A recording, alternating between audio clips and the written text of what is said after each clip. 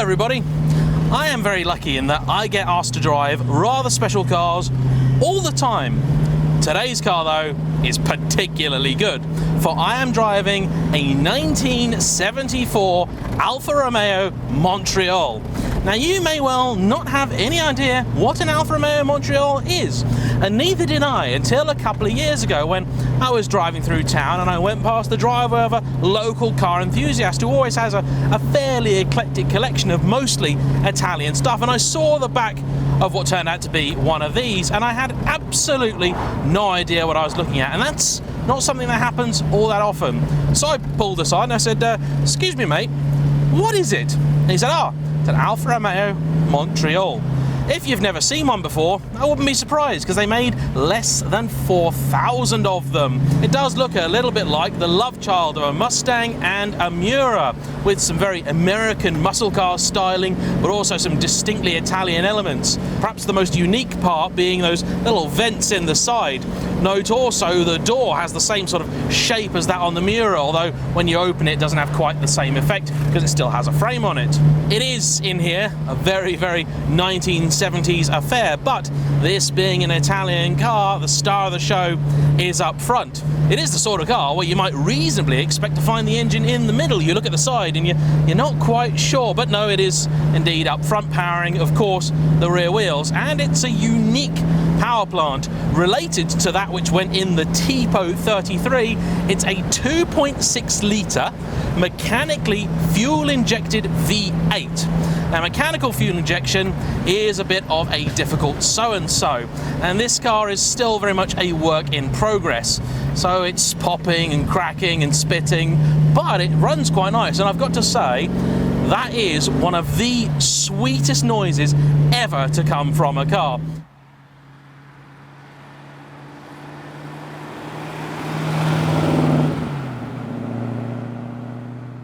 I'm driving along at what I know to be about 30 or 40 mile an hour. I am absolutely bimbling in this thing, but also having the time of my life. I'm making sure that everything is warm, everything is fresh, everything is ready, and I want to take good care of this car.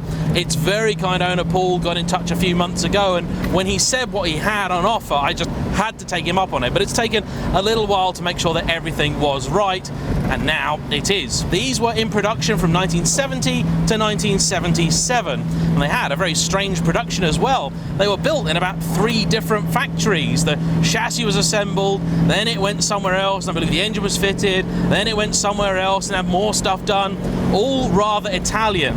Built, I believe, between Turin and Arese in Milan. It puts out around 200 horsepower. Oh my God! Oh wow! Right, let's have some more of that, shall we? 5-speed gearbox with a dog leg, so you do have to be a little bit wary, and just remember all the time, reverse is where you expect first to be. We've got a straight road, and I have been instructed explicitly I must give it the beans.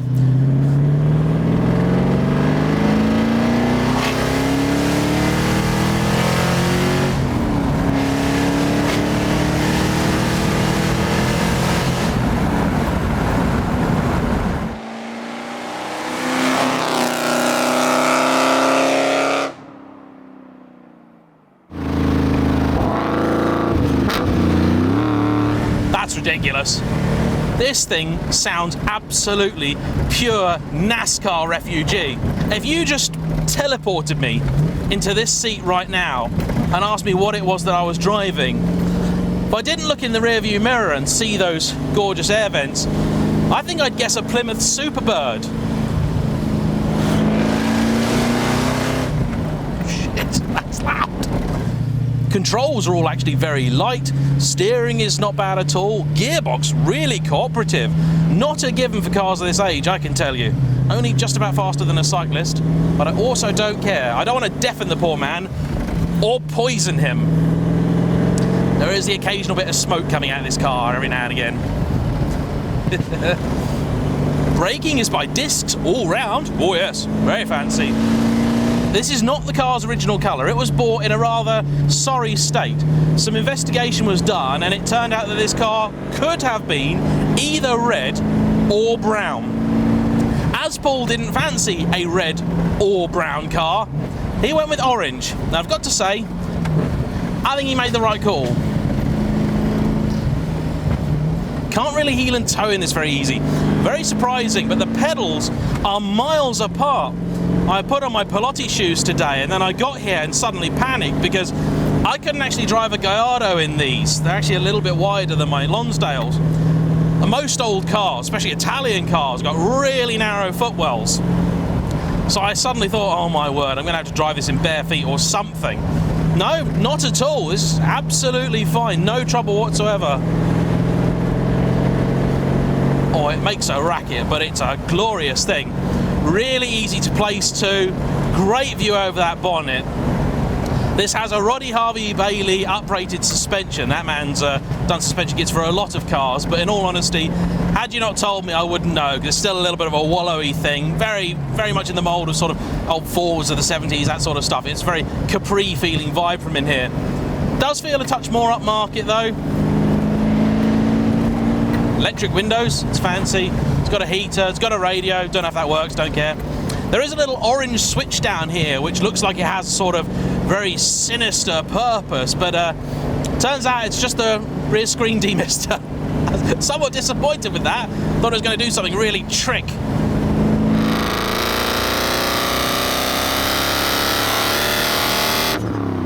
Never has 60 mile an hour sounded or looked more dramatic than this.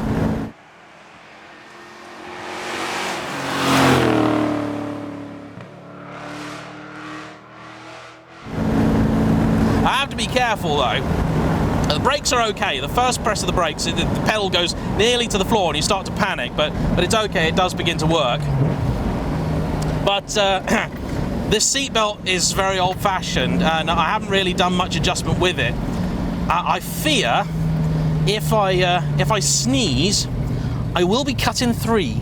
Even reversing in this car, not actually that much of a chore. The clutch is nice and easy and light. Oh, there's a bin lorry coming. Oh no, it's not a bin lorry, it's a silage lorry. Don't want to be stuck behind that. I'm putting the hammer down, Harry.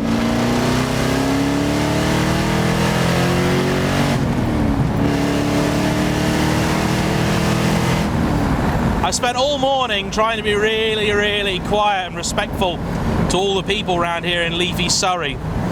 I didn't really think that this car would be the most antisocial one. I thought the TVR would have that on. As it happens, I filmed a TVR Griffith, a 911 and a 1970s Alfa Romeo. The TVR was the most sociable of them all. Who would have thought about that? Oof. It's very low, this car. And I'm constantly worried that it is going to tap the deck. Now these alloys that are on it, they're not original. They look like the originals, but they are steel replicas because the originals are magnesium. Cracks and pops so much.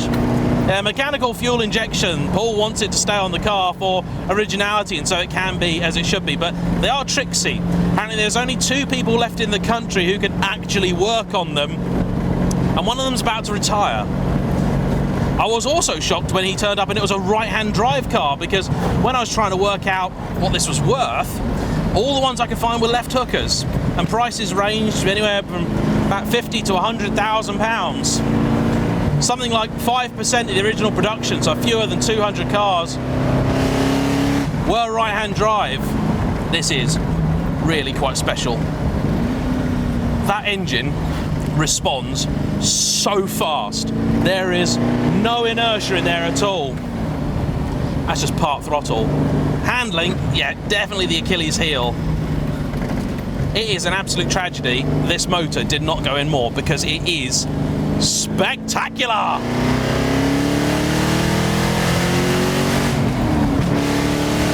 Changing up there about 7 grand. It's from 4 to 7 where it does its best work. I mean, it's supposed to be 200 horsepower, but it's a fairly heavy car.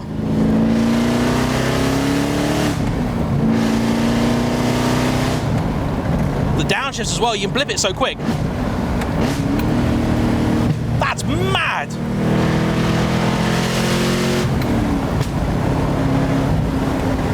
Oh my word, this is special.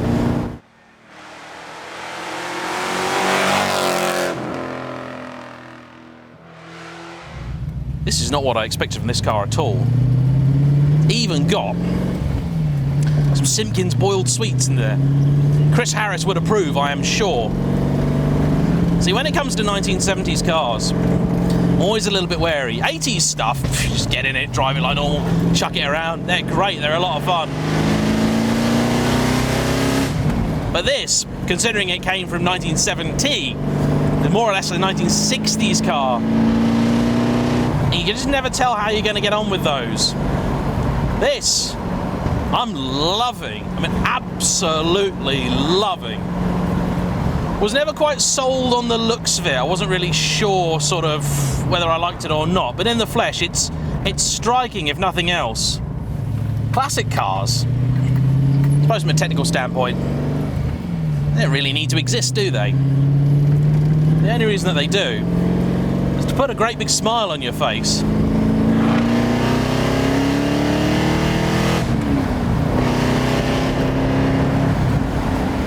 This exhaust, part Pavarotti, part William Shatner. Come!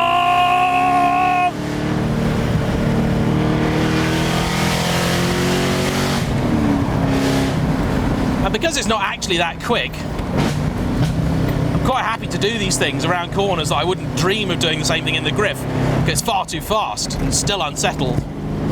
It's quite comfortable. It's lollopy. That's the right word, lollopy. I'm just not going to throw it around a bend. I'm being very, very gentle with it. But it does communicate with you. It does talk to you. Steering, very weighty when it wants to be. Let's try and pass the poor cyclist with some modicum of respect. He's gone. Full power!